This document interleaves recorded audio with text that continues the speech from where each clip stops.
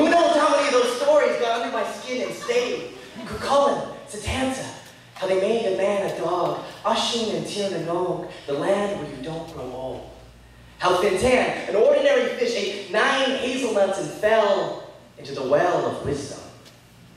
I will tell you about them someday, but tonight, this is my story. Man, I love folk tales.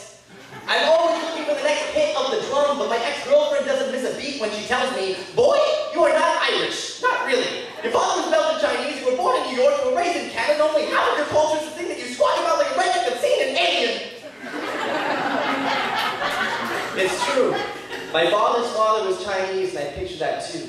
Tracer bullets melting crayons across the sky, beauty and death giving tongue to each other in Hong Kong during World War II. Him stuck to the window in awe. His mom pulls him back so he doesn't get clipped and he falls. I love that story. But see, for me, I don't feel Belgian, I don't feel Chinese. There's something about that sound. There's something about that place where generation after generation has stayed that makes me who I am. So for you, Mom, and for the coffin ships, here's my howl. Now everybody in the crowd this time, okay?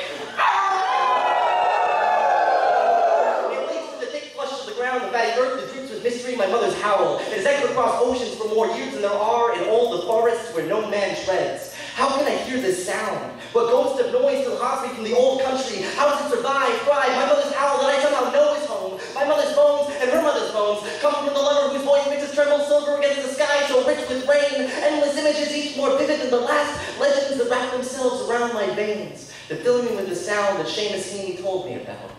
My mother's howl is 1,000 fist fighters, because every color of skin has had their tangle of desperation and shed their blood in that ring. And her music, like the taste of a ripe, starry sky, the crisp smoke photographs of the feminists in line with their right to vote, fought and won long before the United States ever learned that kind of grace. They were a country of poverty and poetry.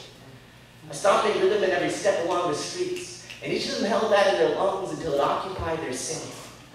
I see her, fur, wet and bristled, hungry, honed to vicious bones and skin, scarred, eyes glinting a razor black, paws dipped into the grass, the underdog called Ireland. Thousands of miles away, for you, Mom, and for the coffin ships, I howl back towards that tiny drop of land, and that is, and that will always be, who I am. Everybody again,